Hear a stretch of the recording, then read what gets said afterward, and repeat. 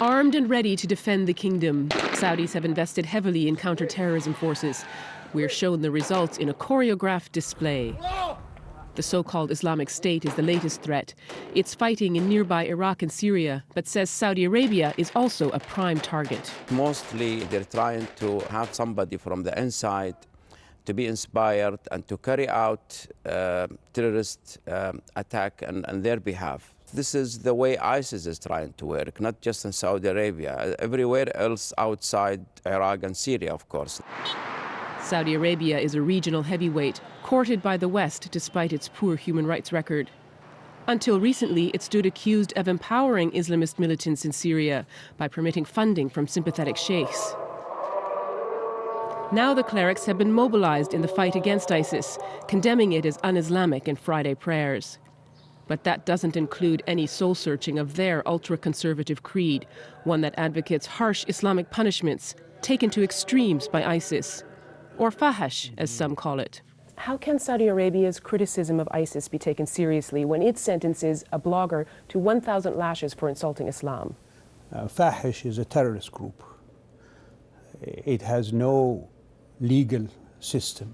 The kingdom is a state. The kingdom has a judicial system that traces its history even longer than English common law. We were given rare access to that judicial system, a high-security prison said to be holding ISIS inmates, but tightly restricted. We couldn't do our own filming, and the footage was edited. This was part of Saudi efforts to push back against allegations of torture. We were shown a state-of-the-art hospital, well-staffed and enthusiastic. All the cases are monitored electronically. There was a bookstore, rooms for conjugal visits, even a human rights complaint box. The prisoners were kept out of sight, though, apart from the one they selected to speak with us. 45-year-old Mana Nasser told us he'd gone to Syria to do relief work and had been forced to join ISIS. They threatened they would kill me if I didn't disown the Saudi royal family and the Arab leaders. I was forced to pledge loyalty to them and follow their doctrine. The tour continued at a government rehabilitation center aimed at reintegrating extremists into society. Saudi Arabia has been widely accused of promoting the religious intolerance that fuels radicalism.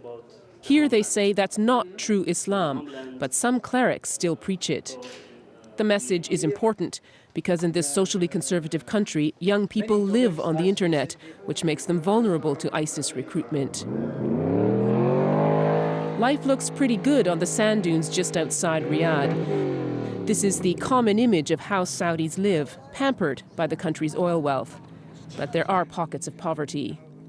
These teenagers plan to study medicine, but the state struggles to find jobs for all of its young people. Mishan Al-Onzi tells me he knows someone who joined ISIS. They come from the lower classes, he says, and usually from the north of the country. Up north is Saudi Arabia's front line against ISIS, the border with Iraq, strengthened with fences and high-tech surveillance cameras. The Saudis have fortified themselves against extremist attacks, but for now the threat seems to be mainly from inside the country, and they are not questioning if their ideology is in any way to blame. Barbara Plett Usher, BBC News, Saudi Arabia.